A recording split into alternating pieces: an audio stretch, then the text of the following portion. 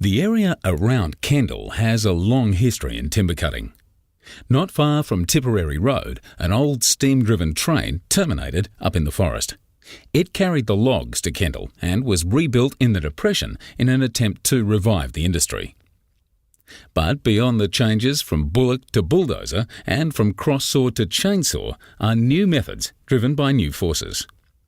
Within the surrounding forests of Lorne and Middle Brother can be found relics, huge old trees with the marks of cross-saw and axe. In some places the forests are like a world that time forgot, with the peace and tranquility of nature creating a sense of permanence and continuity.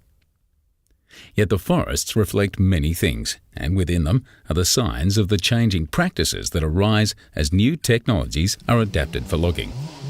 The Kendall Lawn District is home to koalas, rare gliders, frogs, microbats and other species threatened with extinction. Recently, the forests echo with the sounds of huge harvesting machines, and locals have seen about 50 logging trucks a day in the district. They're amazed at the small diameter of logs compared with those of the past. Everyone is asking the same question: what is going on?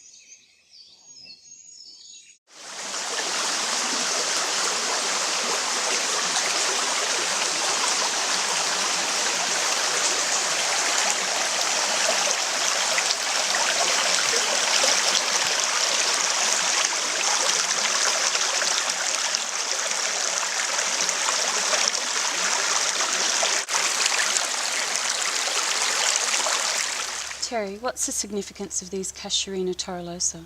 Well, the problem with this sort of logging is that most of the understory is absolutely cleared and the residue burnt. The Casuarina torullosa, or forest oak, is one of those small trees of the understory, has no commercial value, so it's removed with the operation. The problem is that specialist species like the glossy black cockatoo are absolutely dependent on it as a food tree. So if you remove the area of torullosa, then you've effectively removed the food supply of the glossy black. Now, the glossy black's a threatened species. It's restricted in its distribution. So what do you think might be the outcome of cutting so many of these feed trees? Well, the obvious follow-up of that is that the species will most likely decline in these forest areas. If you haven't got a suitable food resource, then you can't sustain population, and you certainly can't sustain population growth. So if the objective is to increase the population, this activity will actually work against that.